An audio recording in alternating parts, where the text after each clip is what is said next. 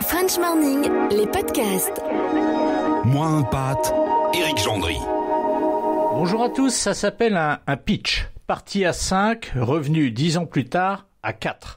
Ce pitch, c'est celui de l'expatriation puis de l'impatriation de celle qui est aujourd'hui l'invitée de Moins un pâte, Jocelyne Chapelle-Daniel.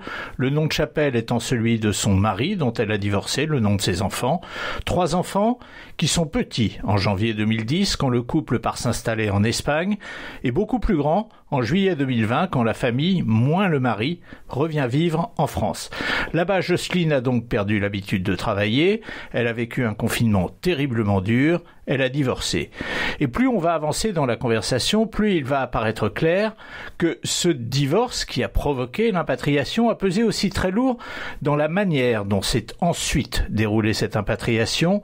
Pour l'heure, nous sommes en juillet 2020, Jocelyne arrive en France avec ses enfants, pour l'instant ça reste banal, pas pour longtemps. Jocelyne Chapelle-Daniel est aujourd'hui à nos côtés dans Moins un pâte. Alors, la réorganisation en France, sans avoir de relocation ou choses comme ça, c'est très chronophage. C'est chronophage. En période de Covid, les administrations et choses comme ça, bon, je vous passe les détails. C'est pas évident, ne serait-ce qu'avoir simplement une carte vitale, etc., etc. C'est vraiment... c'est lourd. Donc moi j'avais à faire toutes les démarches possibles et inimaginables. J'ai pas pu revenir en France avant d'y habiter. Et à l'origine, moi j'avais prévu trois points, c'est-à-dire que Saint-Germain-en-Laye, Bordeaux et Vannes. Et Vannes, quelque part, petite ville, donc voilà, et j'y habitais il y a 30 ans. Et pour moi, c'est un petit peu la boucle est bouclée, j'ai plus rien à découvrir. Donc bon, c'est mon port d'attache entre guillemets. J'ai mes parents pas loin, voilà. Et pour trouver un job aussi dans une petite ville, actuellement où tout le monde est frileux, pas évident non plus. Donc ça a été très très très long, même si je me suis mis vraiment les bouchées doubles. Et je dirais, j'ai eu la chance quand même d'avoir l'aide de la députée des Français de l'étranger de Madrid, qui a pris la tâche de la députée sur place et qui ont pu m'aider, m'ouvrir des portes et être facilitateur et accélérateur dans certains domaines. Sinon, c'était pas forcément... Enfin, j'ai dû me réinventer, quoi, ça c'est clair. Alors, Jocelyne, il y a quand même un truc, vous ne nous avez pas dit quel était votre métier. À l'origine, j'étais key account manager, enfin responsable grand compte chez Coface. D'accord. Donc plutôt spécialisé factoring, forfaiting, plutôt à tendance finance. D'accord. Vous êtes une femme qui évolue dans la finance, donc il y en a pas énormément, donc ça prouve à l'évidence des compétences. Vous avez vivoté professionnellement en Espagne en faisant du bénévolat, en donnant des cours, enfin des petites choses. Quand vous rentrez en France, est-ce que Jocelyne, elle se dit, bon, c'est le moment de retrouver un job et puis de montrer ce que je peux faire, de montrer à mes enfants ce que je peux faire, entre autres, par exemple? Ah, complètement. Maintenant, j'arrive en France, le marché est ce qu'il est, les directives gouvernementales et politiques, c'est plutôt actuellement aidons les jeunes. Donc moi, j'ai eu une vie avant. Mes enfants, je dirais, ne sont plus dans le bas âge, donc ils sont en pilotage automatique, ou du moins, je suis en backup simplement. Et puis surtout, j'ai fait attention d'être à 233 mètres de l'entrée du lycée, donc ça va.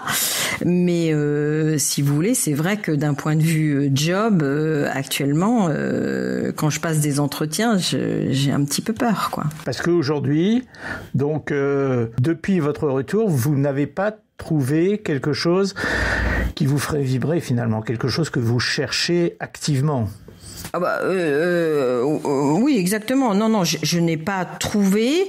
J'ai eu des pistes. Alors, conseil d'administration dans une grande banque française. J'ai vu la directrice aussi de cette grande banque française, et ça a coincé au niveau des RH. Alors moi, je crois savoir pourquoi, mais on me dit pas les choses. Donc bon, voilà. Donc après, moi, je sais pas. Arrive un moment, il y a un âge où on doit être mis à la poubelle. Je pense, je sais pas. Donc c'est difficile. Jocelyne, avec le recul maintenant, donc un petit peu plus de 6 mois depuis que vous êtes revenue en France, est-ce que vous vous dites, il y a peut-être quelque chose que j'ai mal fait au moment de la transition entre l'Espagne et la France, ou peut-être que vous vous dites au contraire, je comprends pas pourquoi, mais j'ai l'impression de tout avoir bien fait sur le plan familial, sur le plan humain, sur le plan professionnel. Qu'est-ce que vous dites ? Comment vous regardez en arrière ? Dans le rétroviseur, alors déjà, je regrette pas parce que je crois que les regrets sont vains. Mais quand j'écoute toutes mes amies ou IS et IES qui m'ont dit mais t'as été à une allure phénoménale, parce que je dirais le processus de divorce se met en branle en juillet 2019 et je suis divorcée le 30 janvier 2020. Par rapport à d'autres où c'est quelques années, je dirais c'est pas mal. Donc voilà. Maintenant c'est aussi j'ai profité aussi d'aide de l'entraide des Français de l'étranger par exemple aussi. Donc ça m'a énormément aidé. Et puis je vous dis des conseillers aussi de l'ambassade, des choses comme ça. Donc j'ai été quand même aidée. Maintenant je suis allée les voir et les chercher et choses comme ça. Donc ça c'est évident. Mais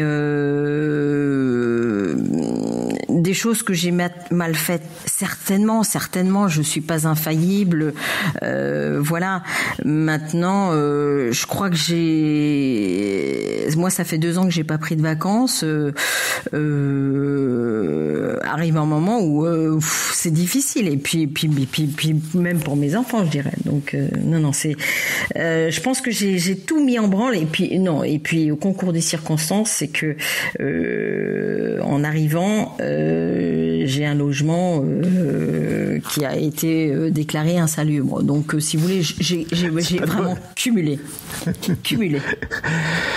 Ça m'amène, tout ce que vous me racontez, à vous poser une question. Votre impatriation, elle a été difficile donc sur plusieurs plans, je l'ai compris. Est-ce que vous pensez que impatrier quand on est jeune est plus facile que quand on est un peu plus âgé ? Est-ce que vous pensez que l'âge est un facteur de difficulté dans l'impatriation ?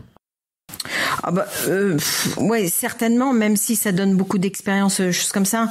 Mais je pense que oui, ou du moins il faut assurer ses horaires et pratiquement trouver avant de partir, ça c'est évident. Donc maintenant, en période de confinement, j'insiste.